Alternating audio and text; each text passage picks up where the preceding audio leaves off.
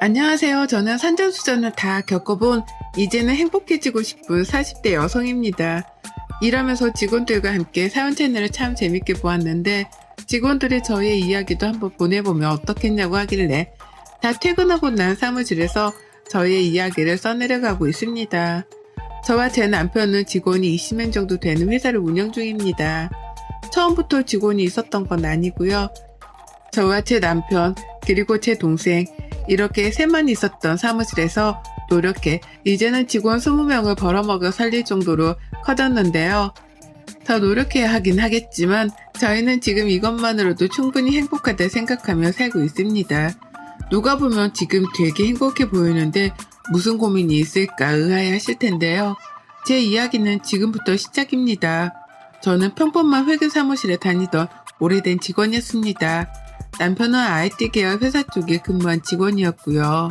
제 동생은 남편 회사에서 함께 근무한 직원으로 저에게 한 번은 언니 우리 회사에 좋은 과장님 있는데 한번 소개받아 볼래? 과장님이 언니 사진 보고 너무 마음에 든다고 하길래 라고 하였습니다. 저는 동갑이나 한두 살 위로밖에 남자친구가 없었던지라 그때 남편은 저와 무려 5살이나 차이가 나서 사실 조금 망설여지기도 했습니다. 또 동생이 해주는 소개팅이라 왠지 좀 부담되기도 했습니다. 하도 동생이 그 과장님 추천을 하는 바람에 그래 한번 주말에 만나보기는 해야겠다 싶어서 만난 처음 소개팅 자리 사실 별 생각 없이 나왔는데 처음 본 남편의 모습은 영락없이 회사의 과장님 느낌이 났네요. 근데 갑자기 주머니에서 꼬깃꼬깃 꺼낸 종이에 오늘의 데이트 일정을 짜온 걸 저에게 내미셨어요. 그러면서 한다는 말이 오늘 유영씨가 어떤 곳을 좋아할지 몰라 유진씨한테 열심히 물어서 짜오기는 했는데 마음에 드셨으면 좋겠습니다. 라며 정말 밝은 미소를 지으면서 건네는 그 쪽지에는 정말 제가 좋아하는 음식부터 시작해 제가 걷는 걸 참 좋아했는데 그 걷기 코스까지 다 적어 오셨습니다. 소개팅을 많이 해본 건 아니었지만 그래도 이런 소개팅은 처음이라 시작부터 기분이 참 좋았습니다. 짜온 코스를 함께 즐기면서 지금의 저의 남편은 마음이 참 따뜻하고 저를 많이 웃게 해주는 사람이었습니다. 속으로는 이런 편안함 때문에 다들 연상을 만났나 싶을 정도로 제가 지금까지 만나왔던 사람들과는 굉장히 다른 이미지의 매력을 가지고 있었습니다. 그 뒤로 저희는 동생의 바람과 응원으로 연애를 시작했습니다. 그 연애는 예민하던 저에게 늘 긍정적인 모습을 만들어주는 정말 건강한 연애를 하기 시작했어요. 제가 서운할 것 같은 행동들은 늘 저에게 말을 해주는 남자친구의 모습에 결혼까지 결심하게 되었죠. 제가 남편과 결혼을 결심하고 남편의 프로포즈를 받아들였을 때 그때 남편이 엄청 펑펑 울면서 고맙다고 한 기억이 아직까지도 생생합니다. 결혼하고 나니 전 그때 남편이 왜 자기보다 더 다른 사람을 챙기는 사람이 되었는지 알 것 같았어요. 남편네 집 저희 시댁은 아버님, 어머님, 형, 남편, 남동생까지 총 5식구라고 합니다. 저희가 결혼할 때에는 벌써 몇 년 전에 형은 결혼을 한 상태였고 남편 동생이죠. 서방님은 대학교 졸업하자마자 해외에 나가 산 지 굉장히 오래되었다고 하더라고요. 그래서 저희 결혼식 때도 잠깐 왔다가 인사하고 며칠 있다가 다시 가봐야 한다고 했어요. 시댁은 말 그대로 가부장적인 마인드가 강한 분들이셨어요. 첫째 장남을 가장 최고로 생각하시기 때문에 결혼할 때 제가 처음 인사드리러 갔을 때도 굉장히 시큰둥하셨죠. 남자친구는 익숙한지 침묵 속에서 밥을 먹었던 기억이 나요. 남편은 결혼하기 전에 신혼집 얻을 때도 최대한 자기네 집에서 멀리 떨어져 살기를 바란다고 저에게 이야기한 적이 있었거든요. 웬만하면 그러고 싶다고 해서 저희는 신혼집도 일부러까지는 아니지만 시댁에서 멀리 떨어진 곳이었어요. 제가 살아왔던 세상 속에서는 부모님은 누구나 자식을 아낌없이 사랑하는 것이라고 전 알았지만 시댁은 달랐습니다.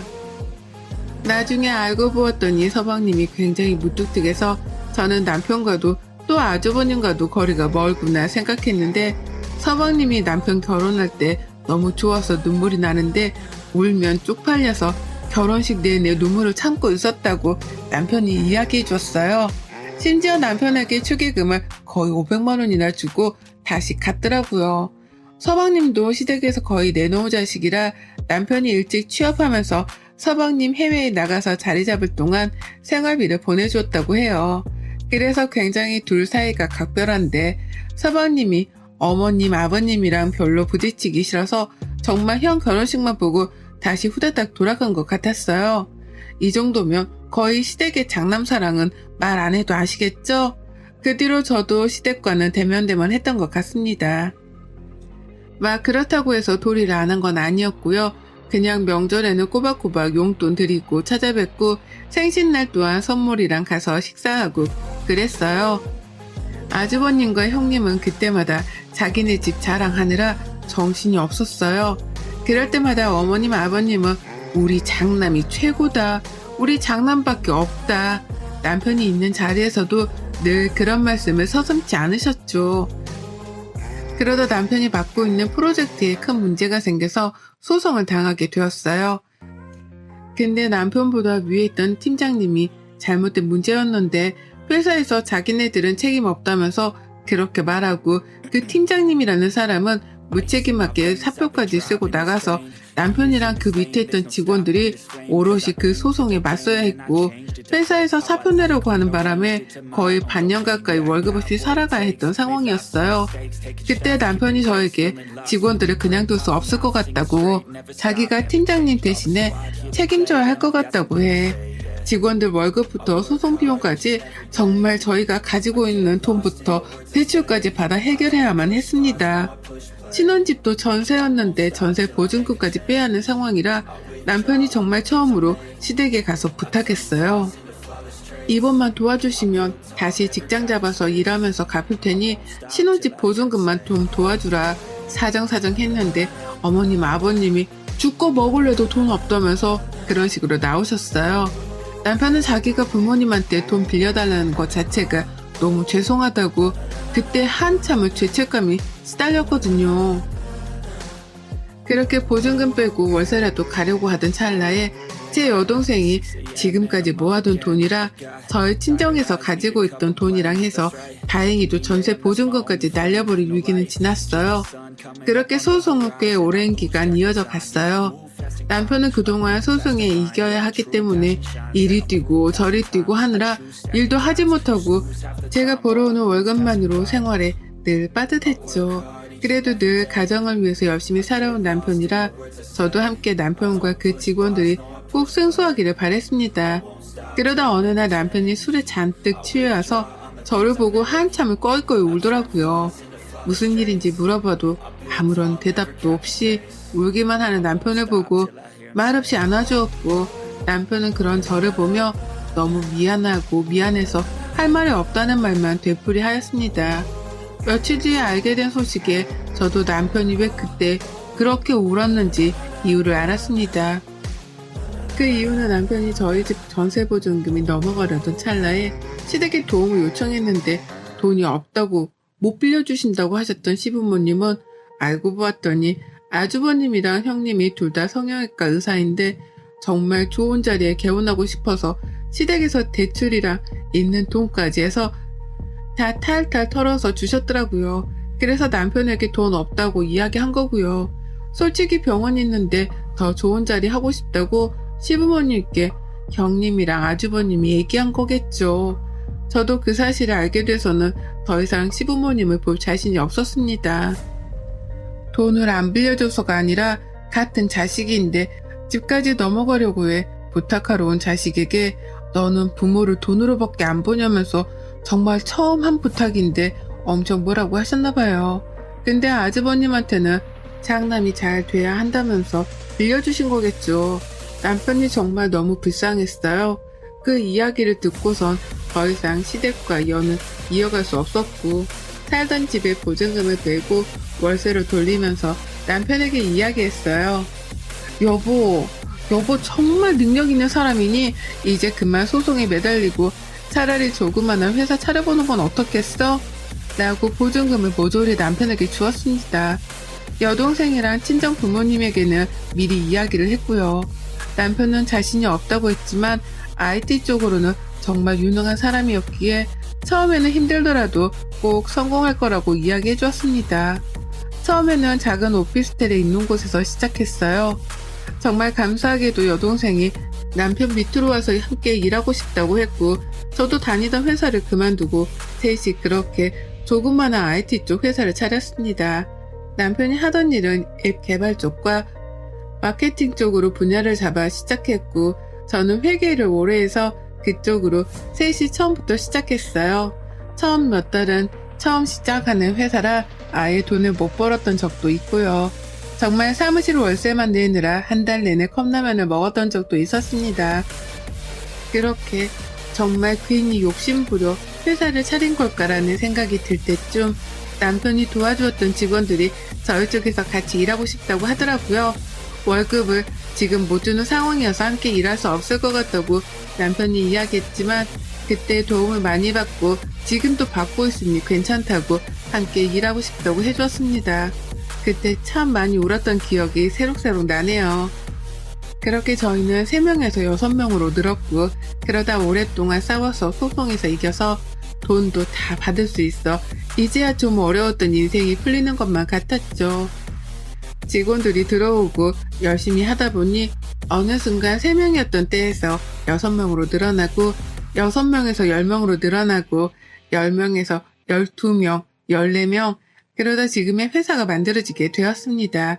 원룸 오피스텔에서 시작했던 사무실은 이제 100평대의 사무실을 써야 할 만큼 커졌습니다.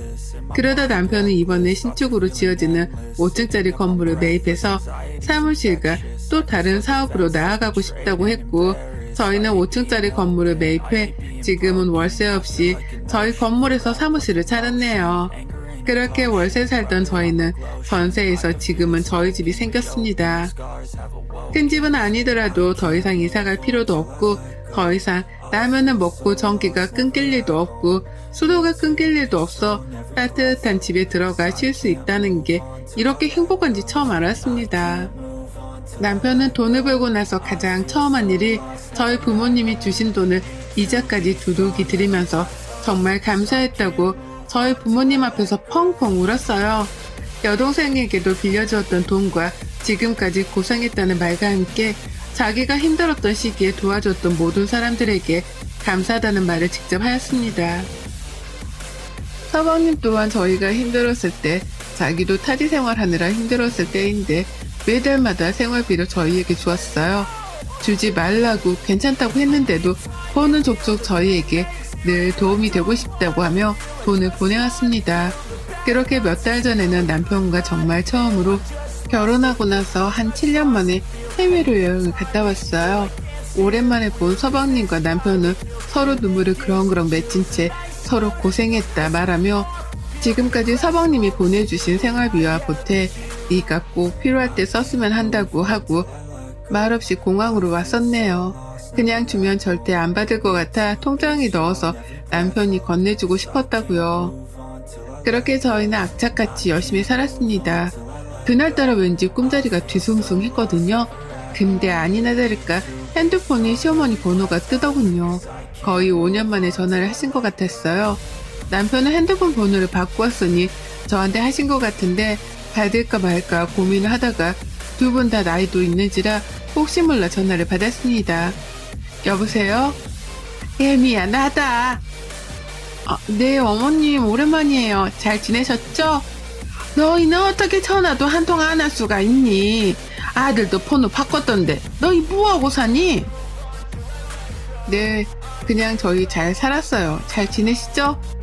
아픈 곳은 없으시고요?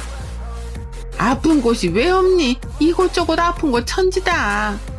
네, 연락 못 드려 죄송해요. 아주버님이랑 형님은 잘 지내시죠?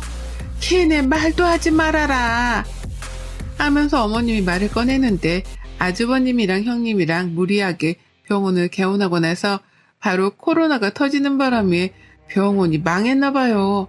주변에 성형외과도 많은데 둘 다 실력이 없던 건지 소문이 잘못 나고 코로나 때문에 손님이 더 끊겨서 폐업을 하고 지금 둘 다 페이닥터로 산다고요.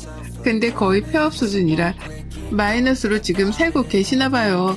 그 이야기를 듣는데 좀 통쾌했습니다. 그래서 안타깝다고 말하고 말을 아끼고 전화를 끊었어요.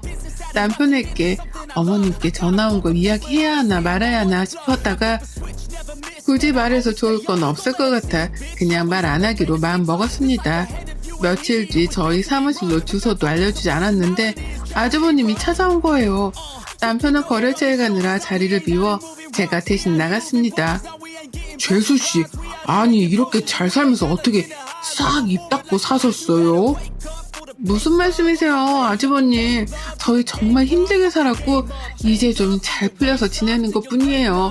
어떻게 알고 찾아오셨어요? 아니 그 새끼가 전화번호도 바꾸고 그러니 제가 찾아와 보니 여기 회사 차렸다고 그래서 왔더니 회사가 뭐 으리으리하네요. 나랑 와이프 지금 오피스텔 원룸 살아요, 재수씨. 네, 어머님께 들었어요. 근데 오신 용건이 있으신 거예요? 가족끼리 용건이 어딨어요. 그냥 온 거지 뭐. 근데 재수씨 얼굴 진짜 폈네요. 지금 업무 시간이고 그이는 거래처 가서 오늘 늦게 들어올 예정이라 번호 남겨주시면 그이 보고 전화 드리라고 할게요. 라고 하고 돌려보냈습니다. 남편에게 시어머니랑 형이 찾아온 이야기까지 하니 인상이 찌푸려지면서 다시 오면 그냥 돌려보내라고 하더라고요. 그러고 나서 며칠 뒤에 시어머니가 또 사무실로 찾아온 거예요. 너희가 이렇게 성공할 줄 몰랐다. 도대체 이게 몇 평이냐? 직원들은 몇 명이고? 말씀하시는데 뒤에 붙은 말이 저는 참 마음이 아팠습니다. 내가 둘째 잘 될 거라 알아봤어. 내가 걔 낳을 때 진짜 죽는 줄 알고 낳았는데 장명소에서 둘째가 나중에 태성할 거라고 했는데 정말 그 장명소 말이 딱 맞았네. 우리 아들이 이렇게 큰 회사 사장님이라니. 어머님, 저희 큰 회사 아니고 그냥 작은 회사예요. 그리고 저희 업무 시간인데 자꾸 찾아오시면 곤란하고요. 그이가 가족들 안 보고 싶어 하니 앞으로는 그이랑 이야기하고 오셨으면 좋겠어요. 내가 내 아들 보겠다는데 네가 무슨 상관이냐. 작은 애 올 때까지 기다릴 테니 그런 줄 알아라. 몇 시간이 돼도 꼼짝을 안 하셔서 결국 남편에게 전화를 했고 더 이상 피할 수 없었던 남편은 모시고 나오라고 해 셋이 카페에서 만났습니다. 왜 오셨어요? 너 엄마한테 어떻게 전화 한 번 안 하냐? 아들놈의 새끼 키워봤자 소용이 없어. 아니 그런 말씀 마시고요. 왜 오셨냐니까요? 아들 보러 왔는데 뭔 이유가 있어야 되냐? 그럼 없으시면 앞으로 찾아오지 마셨으면 좋겠습니다. 여기 어머니 회사 있고 형이랑 지금 번갈아 가면서 찾아왔던데 그러지 마세요, 제발 좀. 너 내가 뭘 했다고 그러냐? 그냥 네 얼굴 보고 싶어 온 거지. 네, 얼굴 보셨으면 이제 가세요. 라고 일어나려는 순간 어머님은 아니나 다를까 돈 이야기를 꺼내시더라고요. 둘째야, 너 형이랑 형수랑 둘 다 지금 원룸 산다. 네가 너네 회사에 좀 자리를 알아봐 주던가 개원하게 네가 돈 좀 빌려주면 어떻겠냐 하는 거예요. 갑자기 남편이 그 이야기를 듣더니 먹던 물을 쾅 내려놓으면서 엄마, 이게 무슨 말이에요? 돈이요? 무슨 돈이요? 내가 왜 형한테 돈을 빌려주고 자리를 왜 줘요? 아니 가족이 어려우면 함께 돕고 사는 거지. 네가 이렇게 잘 살면 형 좀 도와주고 하면 좋지 않겠냐? 그럼 너도 나중에 도움받고 하니. 무슨 도움이요? 저는 도움받고 싶지도 도움을 요청할 일도 없으니 그럼 말씀하실 거면 더 이상 찾아오지 마세요. 저 회사에 다 투자하느라 돈 씨알도 없으니까요. 먼저 일어납니다. 하고 남편은 나가버리고 저도 인사를 꾹꾹 하고 나왔어요. 오랜만에 만난 아들 앞에서 또 자기 첫째 아들 돈 빌려달라고 하는 어머님을 보니 그동안 잊고 살았던 감정들이 떠올랐습니다. 남편도 그렇게 말했으니 더 이상 찾아오지 않겠다 싶었는데 갑자기 부동산에서 전화가 오는 거예요. 사모님, 지금 4층에 자리 보러 오신다는데 보여드릴까요? 아, 네네. 제가 지금 외근에 나와 있어서 보여주세요. 하고 전화를 끊었습니다. 그렇게 이야기를 하고 저녁을 먹고 있는데 부동산에서 거기가 마음에 든다고 내일 다시 한번 뵙자고 하시는데 괜찮냐고요. 그래서 괜찮다고 내일 약속을 잡고 해당 부동산으로 가는데 저는 거기에 앉아있는 분들을 보고 경악을 금치 못했습니다. 바로 그분들은 시어머니와 아주버님, 형님 셋이 나란히 앉아있는 거예요. 그래서 제가 너무 놀라 무슨 일이냐고 물어보니 갑자기 셋 다 웃으면서 여기 니네 건물이라면서 니네 정말 성공했구나. 우리가 여기에 개원하면 어떻겠냐고 하는데 정말 소름이 쫙 끼쳤습니다. 그래서 처음에는 마음을 가다듬고 근데 저희 사채 평수가 커서 꽤 비싼데 괜찮으세요? 월세 내시기? 근데 갑자기 아주버님이랑 시어머니가 동시에 무슨 월세? 당연히 가족인데 공짜로 줘야지. 이럴 때 가족 좋다는 게 뭐냐? 얘네가 개원하면 건물 가치도 쫙 올라가고 좋지 않겠냐? 하는데 소름이 쫙 끼쳤습니다.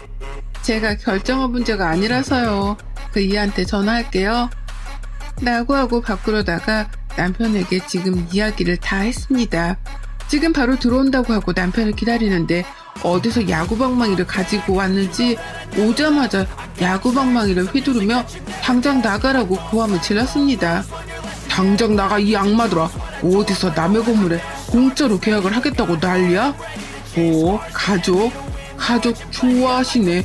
내가 나쁜 일 당해서 집 전세 보증금 넘어갈 뻔한 거 울며 불며 돈 좀 빌려달라고 말했을 때 저보고 나가서 죽으라고 하신 분이 바로 나를 낳아주신 사람이야. 그리고 뭐 형이 들어오면 건물 가치가 올라가? 그럼 왜 망했어? 망하고 와서 어디 와서 지금 이딴 소리를 짓거려? 진짜 죽어볼래? 형한테 엄마 아빠가 다 보태주느라 나랑 막내는 학교 다닐 때도 맨날 돈 없어서 거지같이 다니고 얼마나 개고생을 했는데 형이 지금 동생들한테 부끄럽지도 않아?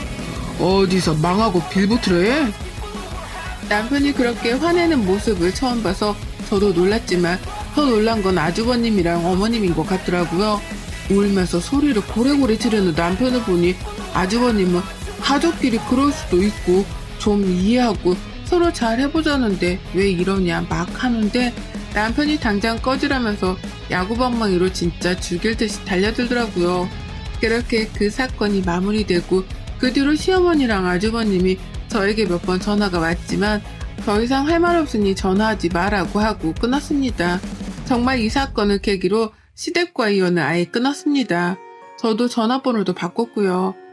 시어머니가 울면서 남편에게 그동안 미안했다고 하셨는데 남편은 자기도 가족 없다고 생각하며 살 테니 자기를 죽은 아들이라고 생각하고 지내셔라. 돌아가시면 장례식에 부조금 많이 낼 테니 걱정하지 마셔라. 그 부조금 어차피 다 형 줄 거니까 걱정하지 마셔라 하고 끊었다고요. 남편은 한 며칠을 멍해 보였는데 금방 털고 일어나더라고요. 다시 저희는 행복하게 열심히 살고 있습니다. 부모라면 자식을 꼭 생각해야 하는 게 마땅하다고 생각하진 않지만 저희 시댁은 늘 장난밖에 없으니 저는 당연한 결과라고 생각이 되네요.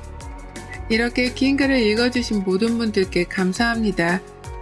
가정에 늘 평안이 있기를 기도드리며 날씨가 많이 추워졌는데 감기 조심하세요. 여러분의 생각은 댓글로 남겨주세요.